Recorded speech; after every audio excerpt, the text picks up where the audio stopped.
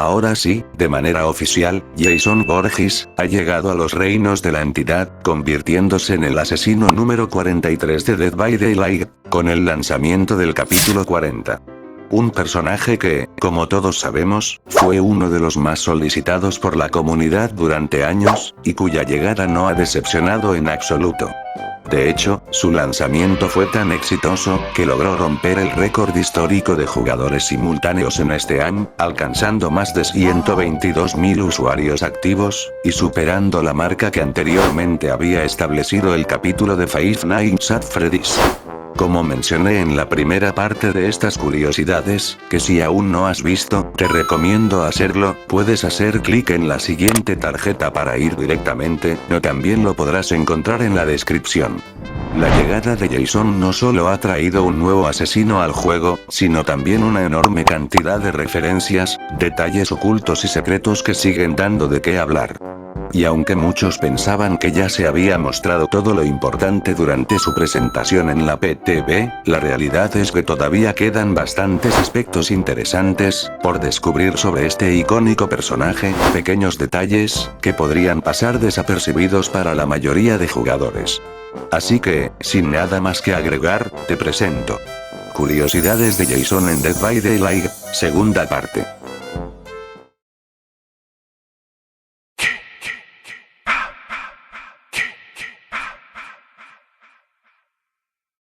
Algo que probablemente muchos jugadores pasaron por alto, es que prácticamente todas las recompensas asociadas al capítulo de Jason, esconden referencias a las películas, y a otros proyectos relacionados con el personaje. Para comenzar, al adquirir el capítulo en la tienda de Steam, dentro del juego, recibimos un banner exclusivo llamado, Cabaña en la Bruma, cuya descripción dice, un lugar seguro para refugiarse, o eso parece. Esta es una clara referencia a las míticas cabañas, que aparecen a lo largo de la saga, y que forman parte del campamento Lago Cristal. Incluso podemos verla acompañada por un muelle, a la orilla de un lago, creando una atmósfera bastante inquietante.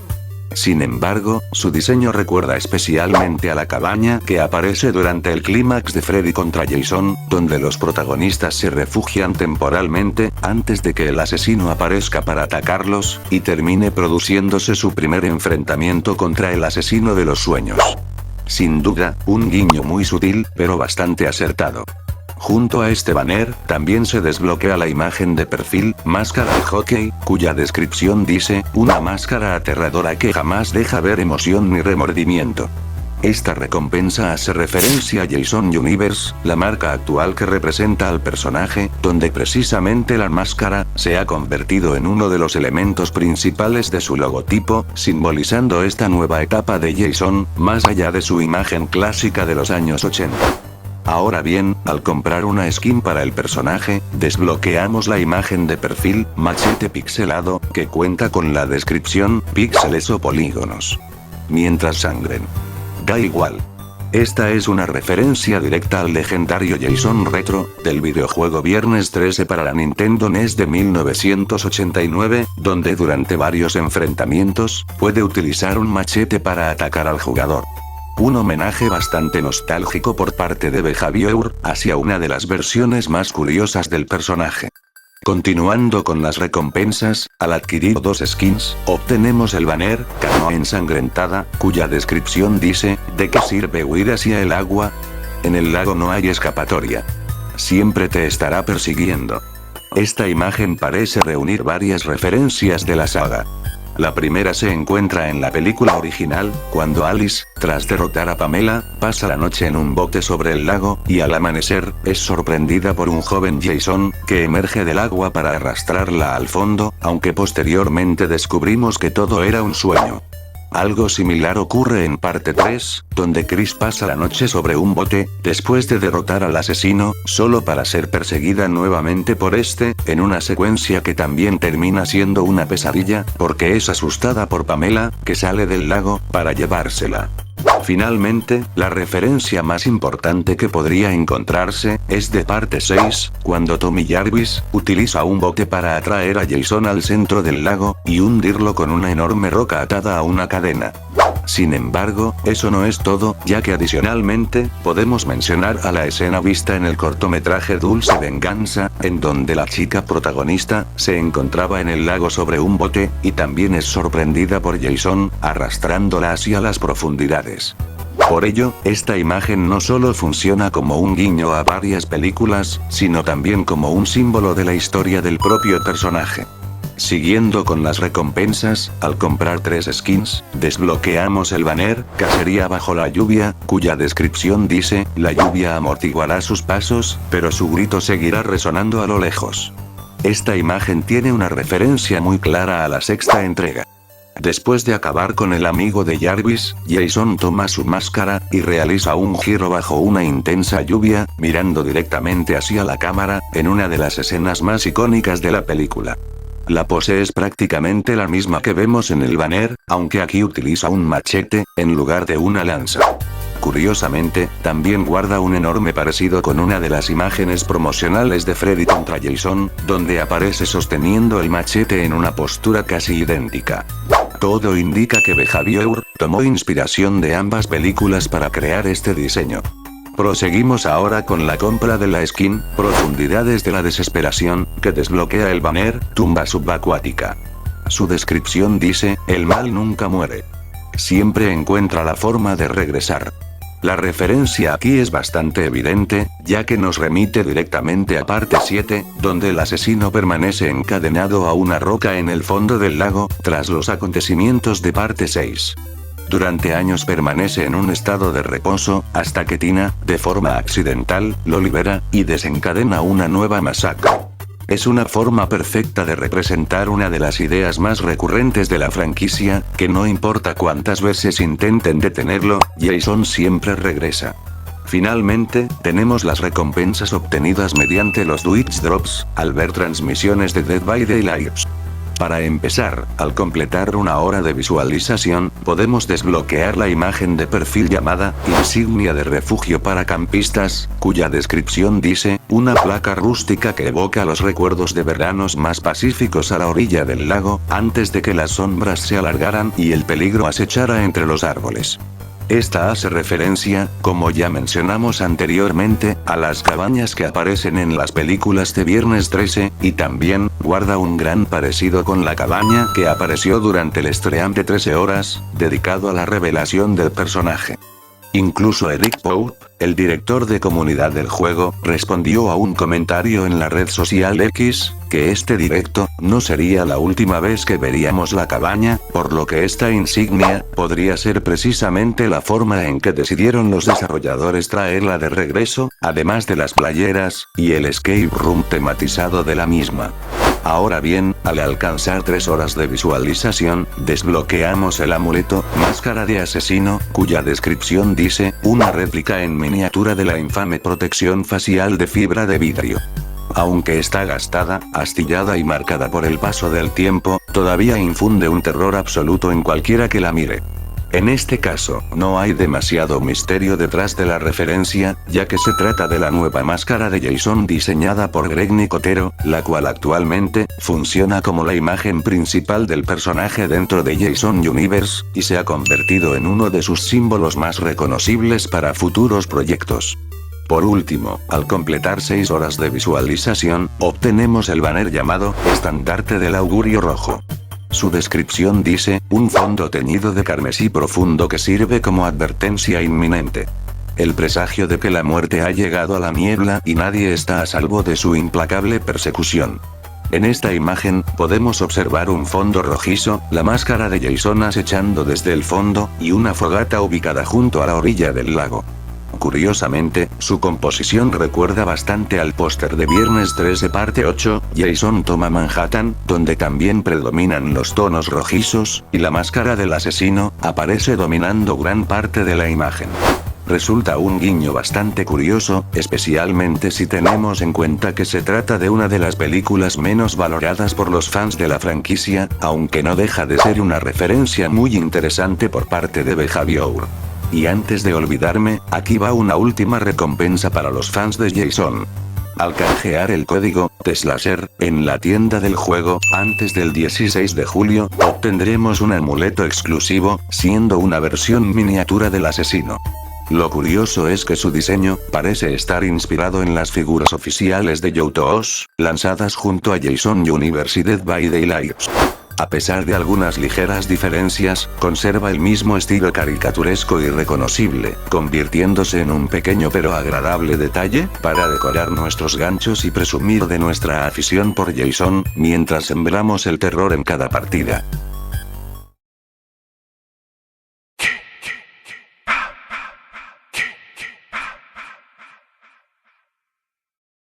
Con la llegada de cada nuevo capítulo a Dead by Daylight, el lobby principal suele cambiar para adaptarse a la temática del DLC correspondiente, y el capítulo de Jason no es la excepción.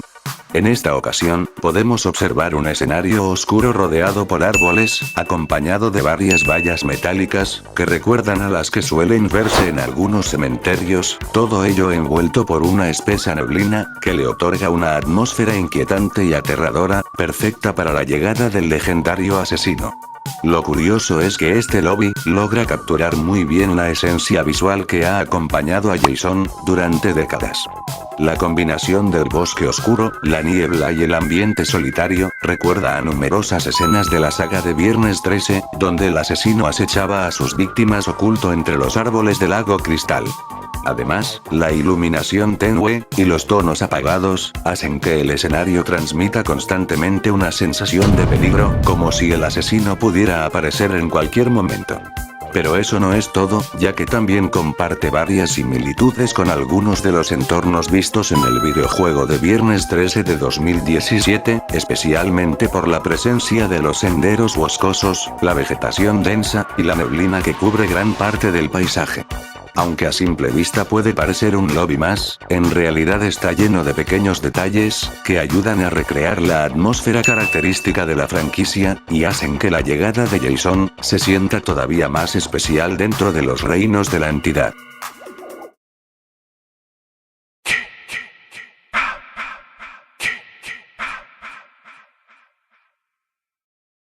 Ahora que Jason ya se encuentra en su versión oficial dentro de Dead by Daylight, es importante destacar uno de los aspectos más importantes de su llegada, que es su música. Tanto el tema del menú, como las canciones que acompañan las persecuciones, logran transmitir una sensación constante de terror, tensión y desesperación, pero al mismo tiempo, conservan la esencia clásica de la franquicia Viernes 13. Esto se debe a que gran parte de la banda sonora toma inspiración de las composiciones que podían escucharse en las películas de los años 80, muchas de ellas creadas por Harry Manfredini, el compositor más reconocido de la saga. Sus temas se caracterizaban por el uso de instrumentos de cuerda como violines y violonchelos, además de instrumentos de viento metal como trombones, tubas y trompas francesas, acompañados por pianos, percusión acústica y sintetizadores analógicos. La combinación de todos estos elementos dio origen a algunas de las melodías más icónicas asociadas a Jason, y al cine de terror en general. Como ejemplo, tenemos estas grandes piezas musicales.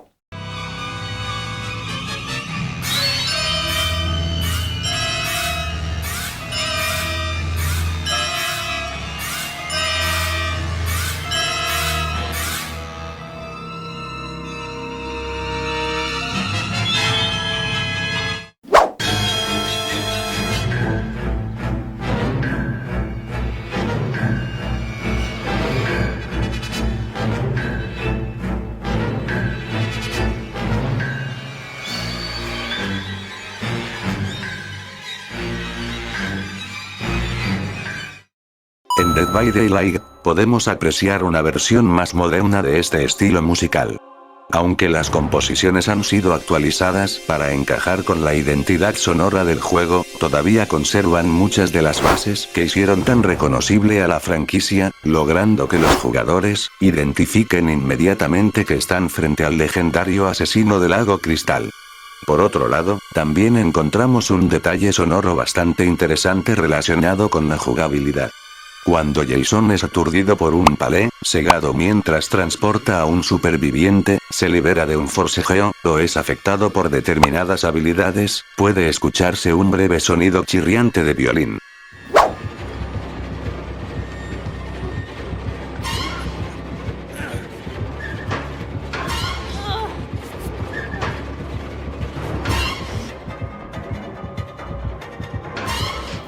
Este añadido resulta especialmente curioso, porque durante la PTV, el personaje no emitía ningún sonido al ser aturdido, convirtiéndose en el único asesino del juego que no reaccionaba de forma audible ante estas situaciones. La incorporación de este efecto en la versión final, no solo solucionó ese detalle, sino que además, sirve como un pequeño homenaje a la identidad musical del personaje. Es un sonido simple y fácil de pasar por alto, pero que mantiene presente esa influencia de los violines y las composiciones clásicas de Viernes 13. Incluso durante las partidas, demostrando el cuidado que Behavior tuvo al adaptar a Jason al juego.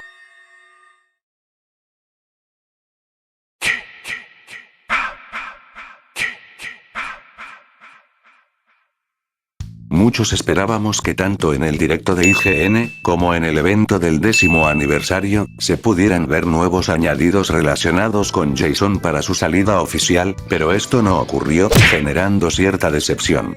En el directo de IGN, únicamente se mostró el aspecto de prestigio del personaje, y durante la presentación de Dead by Daylight, se confirmó que el personaje no recibiría aspectos basados en sus versiones clásicas de las películas, ya que ahora se está trabajando bajo una nueva era del personaje, dejando atrás parte de su caracterización más icónica.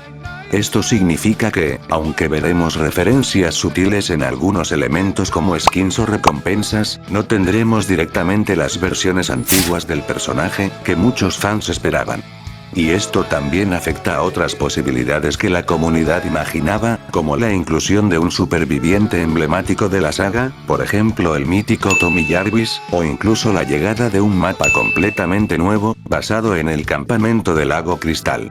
Según lo que se ha mostrado en su lore dentro del juego, Jason es presentado como un asesino que no tiene una conexión directa con ese lugar, dejando su origen en un estado bastante ambiguo. Esto encaja con la idea de que Behavior está trabajando más con el personaje como entidad, y no con la franquicia completa de Viernes 13, algo que también fue mencionado por los desarrolladores. Sin embargo, esta decisión ha sido recibida con sentimientos encontrados, ya que aunque permite una reinterpretación más libre del personaje dentro del juego, también deja fuera muchos elementos importantes que los fans esperaban ver representados de forma directa. En gran parte, esto parece estar influenciado por los problemas legales que ha tenido la franquicia durante años, lo que ha limitado bastante el contenido que se puede adaptar. Aún así, y a pesar de estas decisiones, Jason sigue siendo uno de los añadidos más importantes y llamativos del 10º aniversario, demostrando el impacto que tiene el personaje. Aunque veremos si esto puede llegar a cambiar a futuro.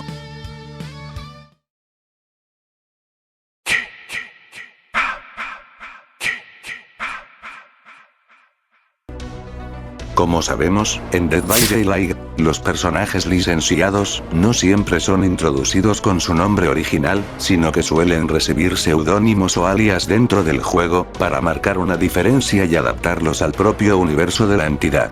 En el caso de Jason, fue incorporado bajo el nombre de Slasher. Este título no es casualidad, ya que hace referencia directa al subgénero del cine de terror al que pertenece Viernes 13, donde el personaje es considerado uno de los máximos exponentes, y en muchos casos, uno de los responsables de consolidar el slasher como estilo dentro del cine. Su figura encaja perfectamente con esta etiqueta, un asesino imparable, silencioso y letal, que persigue a sus víctimas de forma constante. Por otro lado, también es interesante mencionar que este nombre, es un término que la propia comunidad ha utilizado durante años para referirse a Jason en distintos conceptos, debates y fan ideas, incluso cuando no se usaba su nombre directamente.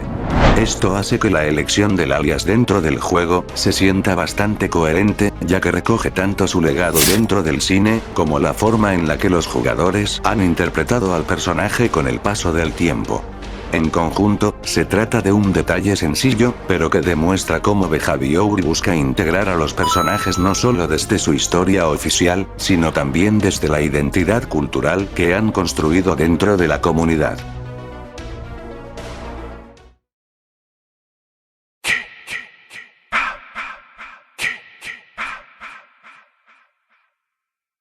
Una característica bastante interesante de los asesinos sigilosos en Dead by Daylight, son los incontables sustos repentinos que pueden provocar durante las partidas, principalmente porque sus sonidos son muy leves o prácticamente inaudibles, si no se les presta la suficiente atención. Asesinos como Michael Myers, La Cerda, Ghostface, Chucky o Sadako, pueden generar estos momentos de tensión de distintas formas, apareciendo de forma sorpresiva, y sacando sustos de todo tipo a los supervivientes. En el caso de Jason, esta cualidad se potencia aún más. Su presencia es especialmente peligrosa, porque no produce prácticamente ningún sonido, más allá de sus propias pisadas, lo que lo convierte en una amenaza constante, cuando no se tiene visión directa de él. Además, si se utilizan habilidades que lo vuelvan indetectable o que reduzcan aún más su detección, es posible crear situaciones de total incertidumbre para los supervivientes. A esto se suma su capacidad de desplazamiento, que le permite aparecer en distintas zonas del mapa de forma repentina, aumentando todavía más los sobresaltos, y al utilizar su poder el lanzamiento de pinchos, el personaje puede ejecutar golpes extremadamente impredecibles, que dejan muy poco margen de reacción. Todo esto refuerza la idea de que Jason es un asesino al que nunca debes perder de vista, ya que un solo descuido puede ser suficiente para que aparezca de la nada, y te termine eliminando de forma completamente inesperada. Como curiosidad extra, el modelo de Jason en Dead by Daylight no posee un rostro visible debajo de su máscara de hockey. De hecho, ni siquiera es posible ver sus ojos a través de los agujeros de la misma, algo llamativo, considerando el nivel de detalle que suele tener el juego. Por ejemplo, con Springtrap, los desarrolladores modelaron el cadáver de William Afton dentro del traje, creando una versión mucho más detallada que la vista en Five Nights at Freddy's 3. Este detalle puede ser comparado con el asesino Ghostface, quien tampoco cuenta con un rostro modelado bajo su máscara. Quizás se trate de una decisión artística o de una restricción de la licencia, ya que Jason Universe tampoco ha revelado oficialmente cómo luce esta versión del personaje sin máscara, dejando su verdadero rostro como un auténtico misterio, por ahora. Y con estas curiosidades, llegamos al final de la segunda parte de este video. La verdad, me ha gustado mucho explorar todos los detalles, referencias, y guiños que esconde la llegada de Jason a Dead by Daylight, aunque estoy seguro de que aún quedan muchas curiosidades por descubrir. Así que, si conocen alguna más, no duden en dejarla en los comentarios y contarme qué les ha parecido este capítulo. Además, si les gusta este formato de curiosidades, podríamos repetirlo con futuros DLC que lleguen al juego. Por mi parte, solo me queda agradecerles por haber visto el video, de verdad aprecio muchísimo su apoyo. También, les recuerdo que no olviden suscribirse, dejar su me gusta y compartirlo para seguir trayéndoles más vídeos como este. Sin nada más que añadir, procedo a retirarme, se me cuidan mucho, y nos veremos en otra ocasión. Hasta pronto.